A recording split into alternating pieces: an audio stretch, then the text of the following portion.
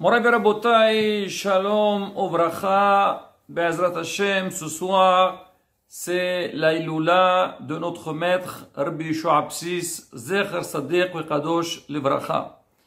Alors, Rabbi Yehoshua Absis, il a été appelé en Tunisie le lion de Tunis. Alors, quel rapport au lion de Tunis? On a dit que Rabbi Yehoshua Del Fassi, il était venu sur un lion du Maroc, mais lui, quel rapport avec le lion?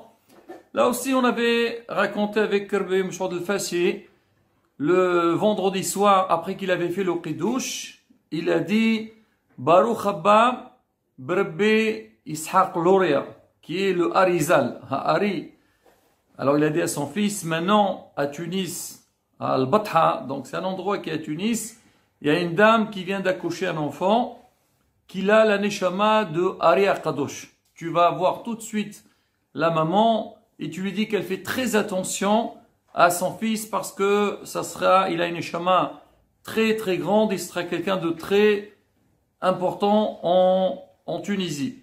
Effectivement, le fils il est parti et il a vu que la femme, donc il a entendu qu'elle vient d'accoucher et elle lui a dit que la famille, elle était dans un état de pauvreté, dans le besoin, et elle a demandé au Rav qu'il puisse un peu les aider et Baruch Hashem, bien sûr, Rabbi Yehoshua Del Fassi, il a fait le nécessaire. Alors, Rabbi Yehoshua Absis, dès qu'il était jeune, donc il a brillé donc parmi les élèves sur place. On va essayer, Rabotai, aujourd'hui de raconter rapidement quelques miracles qu'il a fait parce que, Baruch Hashem, dans le passé, on a raconté pas mal d'histoires et on va parler surtout sur la personnalité et le comportement de ces tzadikim pour qu'on puisse nous aussi apprendre d'eux et savoir quel chemin prendre dans notre vie. L'histoire qui est très connue avec Rabbi Yehoshua Absis, c'est l'histoire avec les Hadassim. C'est que les commerçants, les vendeurs de Hadassim, ils savaient que les Juifs, ils couvraient leur soukha avec les Hadassim. Alors, ils ont vraiment augmenté le prix des Hadassim et personne ne pouvait acheter. Rabbi Yehoshua Absis, il est parti au marché, il a commencé à discuter avec le commerçant. Il lui dit, c'est quoi le prix? Et donc le commerçant, donc il montait le prix, il a dit vas-y monte, monte, monte, et le monsieur il s'est envolé. Donc on le voyait dans l'air et ça fait un grand bruit.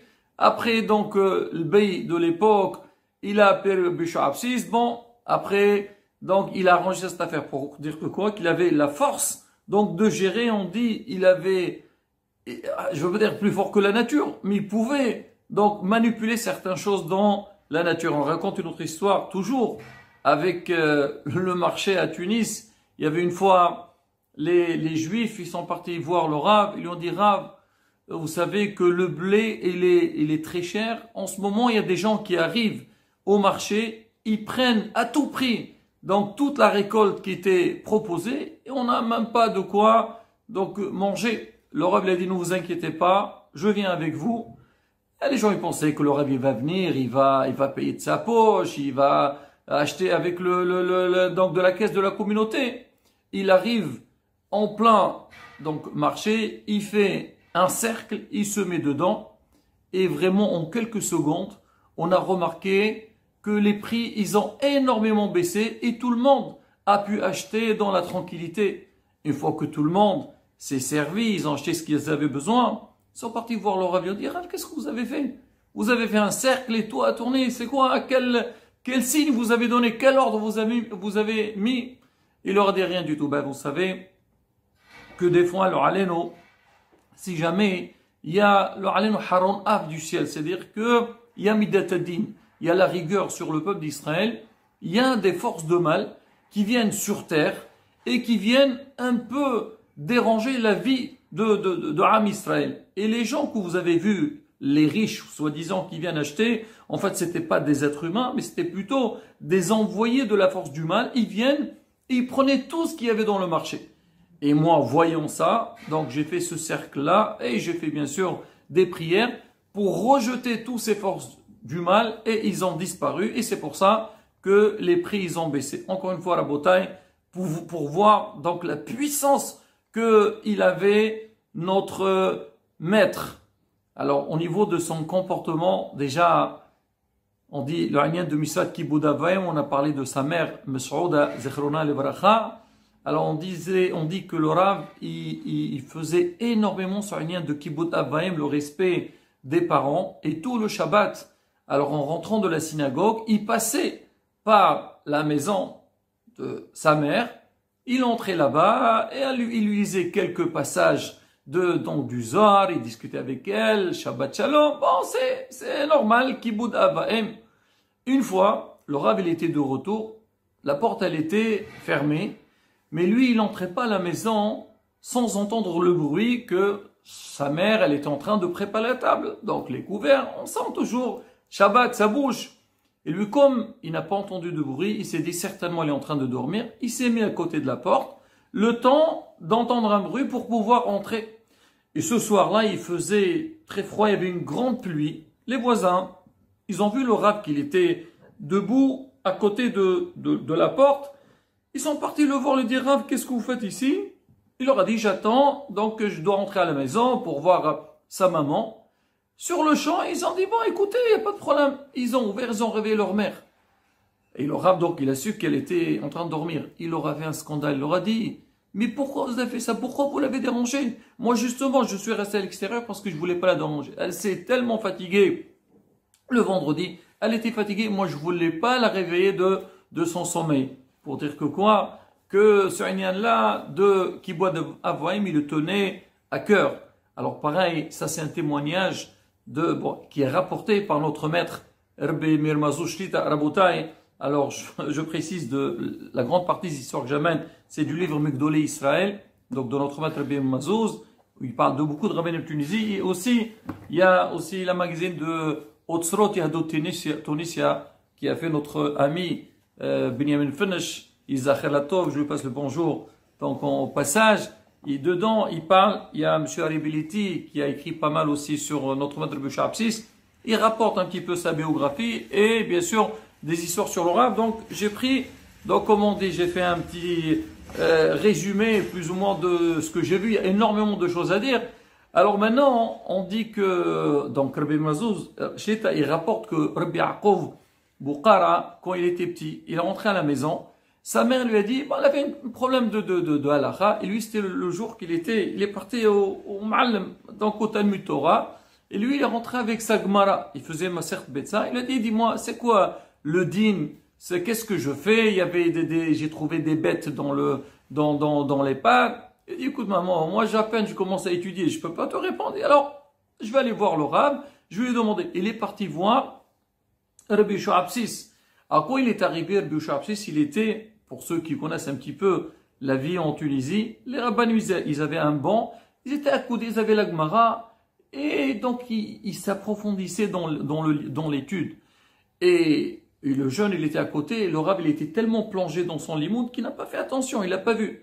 À un moment donné, le Rav, il aperçoit, il y a un petit jeune qui est là, il lui dit, oui mon fils, qu'est-ce que tu veux? Il a dit, voilà, maman, elle m'a posé une question d'Allah, je suis venu voir le Dayan, le Rav de la ville. Le Rav, il lui a répondu, après il a dit, dis-moi, qu'est-ce que tu fais toi dans ta vie? Il a dit, écoutez Rav, je viens d'entrer dans le Talmud aujourd'hui, on a commencé à étudier la Gemara. Alors il dit, quoi, tu étudies la Gemara? Alors il était couché, il s'est soulevé et dit, ah, toi tu étudies la Torah, à l'Echvoda Torah, je dois me tenir correctement. C'était un tout petit. Alors Rabbi Yaakov Boukhara, il a dit que ce geste-là du Rav, il m'a marqué toute ma vie et il m'a donné, comme on dit, une grande poussée pour m'élever dans les mots de la Torah et comprendre le irq, l'importance d'un Talmid Hacham. Alors on raconte que à l'époque en Tunisie, il y avait le Bey. Et lui, toujours, une fois par an, c'était à la fin du Ramadan, avant les fêtes des musulmans, lui, il tournait, il faisait un tour. Ah, c'est normal, quand il y a les fêtes, ça bouge, les commerçants, les clients, et il faisait une tournée dans tout le souk. Il allait dans tout, il y a beaucoup de sortes de souks. Et il passait, et les commerçants, ils étaient très contents du passage du bey qui est là, et chacun lui proposait de la marchandise pour lui offrir. Il dit non, non, merci, c'est gentil, pas de souci. Et après, il allait donc au souk, donc du tissu. Et quand il arrivait là-bas, Là-bas, les plus grands commerçants, c'était deux juifs, c'était les neveux de Rabbi Yosha Absis. Et El Bay, alors il fait une petite tournée, après il entre chez eux. Et quand il entrait chez eux, c'était différent par rapport aux autres. En général, comme on vient de le dire, il prenait rien chez les commerçants, mais chez les juifs. Et voilà, donne-moi ça, et je commande ça. Il avait toute une délégation avec lui. Mais vraiment, il vidait le magasin. Oh, d'un côté, les commerçants, pour eux, c'est un grand honneur que le bey se serve chez eux. Mais d'un autre côté, ça leur cause des pertes. Bon, il a fini, il a pris ce qu'il a à prendre, il les a salués, remerciés, il est parti. Et tous les ans, l'histoire se répète. Alors ils ont dit, attends, si il va venir surtout juste avant les fêtes et le travail, il bougeait, c'est pas rentable. Ils sont partis voir le Yosha Absis, leur oncle, dire, écoutez, regardez l'histoire. Voilà, le bey il vient et il nous vide le magasin. Il leur a dit, écoutez, vous venez me voir parce que vous voulez que on arrête avec ça. Il dit oui. Il a dit maintenant, ce que je vous demande, vous le ferez. Et on dit, écoutez, Rab, demandez-nous ce que vous voulez et on le fera. Il a dit, bah d'accord, allez, partez. Et donc, que je vous demanderai dans le cas de besoin. Une semaine plus tard, il y a un monsieur qui vient chez eux, un miskin, ani, pauvre. Il leur dit, voilà, je suis envoyé par Rabbi Yosha Absis. Il m'a dit, tu vas chez mes neveux, tu leur demandes qu'ils te donnent telle et telle somme d'argent. Alors, Rab, il a demandé, pas de souci, prends. Un mois plus tard, il y a une dame qui vient, elle arrive, oui, bonjour, voilà, je viens de la part de Rabbi Yosha Absis, j'ai besoin de tissu. Il m'a dit, tu vas chez mes neveux, ils te donneront tout ce que tu as besoin. Très bien. Et une semaine plus tard, il y a une dame qui arrive, oui, Rabbi Yosha Absis, il m'a envoyé, j'ai une fille à marier, on doit lui préparer son trousseau, on a besoin de telle et telle chose. Et de temps en temps, il y a des gens qui arrivaient et eux, ils disaient pas un mot. Le Rav, il a dit, bon, c'était un peu bizarre, il voyait des gens qui arrivaient donc de temps en temps, mais bon, le Rav, il demande, bon, c'est normal, le Rav, il s'occupe de la communauté, il gère, et comme on dit, Doeg, il cherche donc le besoin de chacun. Alors maintenant, la fête, donc le Ramadan, la fin de la fête, elle arrive, et le bey, comme d'habitude, il va faire sa tournée. Et il commence à tourner dans tous les souks, à droite et à gauche, il prend rien. Et là, il arrive donc au souk de tissu et il se dirige vers la maison, vers le magasin de ces deux juifs. Il entre là-bas, il regarde et il commence à faire qu'est-ce qu'il va faire?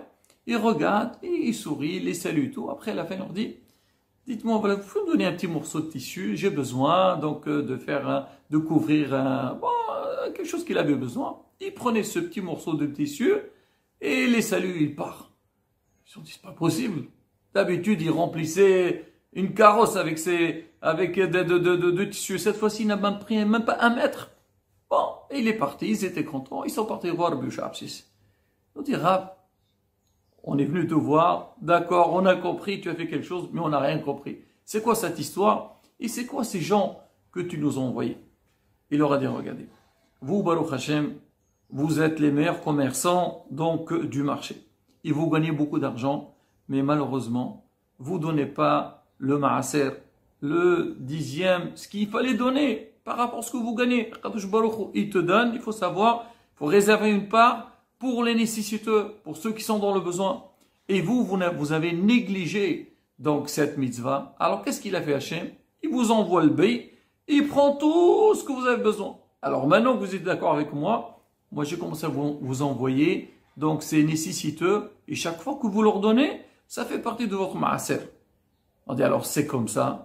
Ah, pourquoi le bey il a pris 1 mètre? Il aurait dit certainement dans le compte, il restait encore la valeur d'1 mètre de tissu que vous n'avez pas donné, et c'est pour ça que le bey il l'a pris.